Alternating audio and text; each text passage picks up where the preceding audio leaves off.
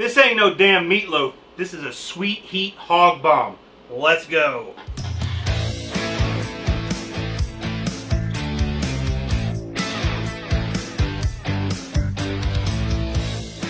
We're gonna get to building this bacon weave. So today we're using Daly's bacon and we're using their hickory smoked. Daly's is one of our favorite. It is a Seaboard brand, so I'm gonna use my Prairie Fresh knife. Weaving bacon's actually pretty easy, so we'll probably fast forward through most of this. So I like to just pull the whole block out and just set her on the table. 1 pound of bacon is about enough to do a bacon weave for what I'm doing today. So I'm gonna lay them out across. It's building my raft. About 6 pieces ought to be enough. What I'm going to do is every other, I'm going to pop up. I'm going to lay my first one down right there. Bring them back over. But then, this is where it's a little tricky. I'm going to bring the same ones I flipped. This is just to get started. Same ones I flipped. I'm going to bring them down, those down. I'm going to lay my first weave. And then from here on, it's just back and forth, every other, just like that.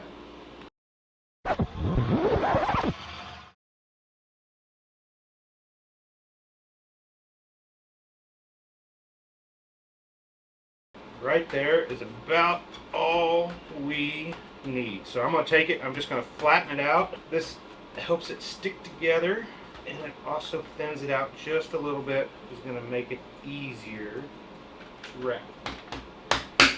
Boom. Alright, let's get to mixing up our ingredients. Pretty excited. Our local Price Chopper now has Prairie Fresh ground pork. Right next to it was the Prairie Fresh Italian sausage. Ooh, so excited. We're going to go back for some of that later. So anyway, I'm going to take 2 pounds of Prairie Fresh ground sausage. If Prairie Fresh is not available to you, just grab your regular pork sausage. This is not breakfast sausage. This is just ground pork. I'll take 2 pounds of that. Add about 3 diced jalapeños. Because in this household we like to bring the heat. 1 medium yellow onion. 2 tablespoons of minced garlic. I call that a tablespoon. Probably a little more. Keep the vampires away. We like to cheat too. We use the jarred minced. I'm going to take roughly 1 capful of the Smokin' Magic pork rub. That is about a 1/4 cup for those that need to know. And since the Simply Marvelous Spicy Apple can bring quite a bit of heat sometimes, we're just going to put a generous amount in there, but it'll probably be roughly 1/8 of a cup once I'm done shaking it in. You noticed I haven't been mixing this in yet. I don't want to overwork this and make this just mush. So I'm going to go ahead and put our Gouda cheese in. So we brought some fresh smoked Gouda cheese that we're going to throw in here to bring in that ooey gooey element. And we're going to take that, mix it all together.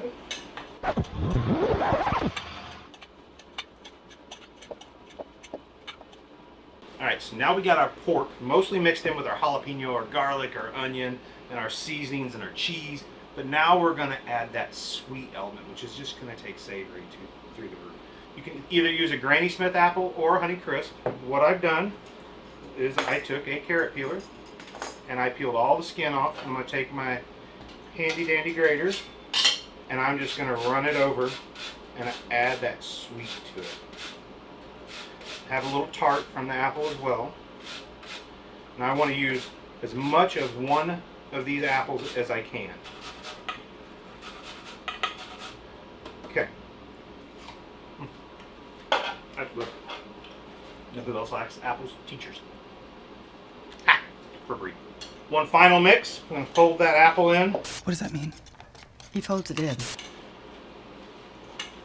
I'm going to shape this in the pan into what looks like a meatloaf. We're going to put it in the fridge. You can put it in the freezer too. We might actually put this in the freezer, let it firm up a little bit, and then we will get it all wrapped up in bacon here in about 20 minutes and get it on the smoker. Alright, so we've got our bacon out of the freezer. We put it in the freezer for about 20 minutes just to firm up. As you can see, it's a little firm. We don't want it frozen. We just want it easier to work with. I'm going to turn it the opposite way of what I wove it, which is about 90 degrees. Take our log out of here, pork chub, whatever you want to call it, and I'm just going to get it shaped into here. Now this bacon's not going to cover the full circumference of this, and that is fine. I don't really care for that because I know people are probably going to disagree with this statement, but you can't over bacon something.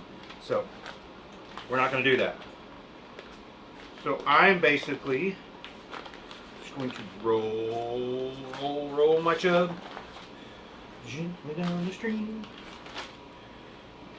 And in this case, it looks like I know what I'm doing. That's the first. So we're going to take our greased rack here. We're going to take our chub ever so carefully and throw it on here. I just get my edges just how I want them. Bree is looking at me like, why didn't you leave the paper down before you put rub all over everything? But we don't roll that way. So we're going to take our pork rub that we already put in it. Just going to put a nice coat of pork rub across the bacon. This pork rub really brings the color. It brings some sweet, some savory. If you haven't tried it, join the club, man. Come on, get in there. Now we're going back over with that spicy apple. It is just so good on pork. Don't need to go crazy with that. You can overdo it. So we're going to let this sit, let that rub hydrate just for a few minutes, and then we are going to go on the pellet grill for about an hour and a half at 300 degrees. We're looking for, I want a temperature of about 185, 190 on this. Catch you in a little bit. All right, so this rub is hydrated in. We are ready to go in the smoker, but before we do anything, we got to get our ThermoWorks probe right in the middle so we can monitor this cook and know exactly where we're at all times. So what we're using today is the ThermoWorks Smoke X4. It's a 4-channel smoker that also has a remote. So this will stay with the smoker. We'll plug the probe in and it'll show us what temperature we're at. But we leave that with the smoker and then we can walk away. And in the house we have another monitor. We have a separate remote where we can see where we're at. I think I'd have to go look it up. I think it's like you can get a couple thousand feet away from it. Don't quote me on that. Look it up. We love ThermoWorks. They've been great to work with. We have ThermoWorks products all over our house. So anyway, we're going to get this on the smoker and get cooking.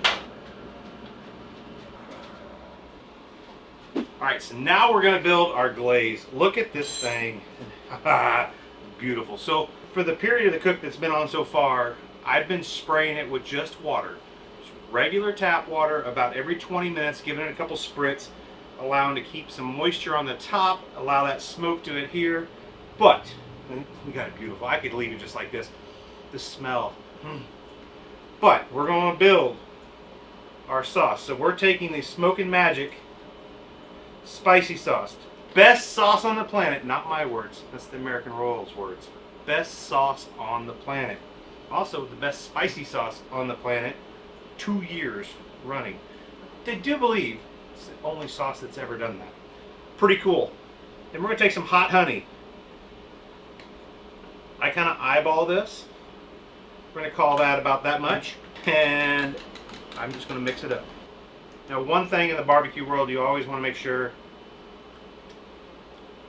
you test it before you put it on. That's pretty damn good. So, we're going to take our basting brush. Just going to brush some on. So this thing was sitting at about 125 degrees when I took it off to put this on. You don't want to put the sauce on too early or it's going to scorch. So we want to pick just the right time to put that sauce on so it picks up a little smoke flavor and it colors up and looks beautiful. Man, my mouth is watering looking at this thing. I just want to eat it right now. We got it sauced up. We're going to get it back on. We're going to finish it out. Catch you in a little bit. This ain't no damn meatloaf. This is a Sweet Heat Hog Bomb. Let's go. Oh, yeah. Hell yeah.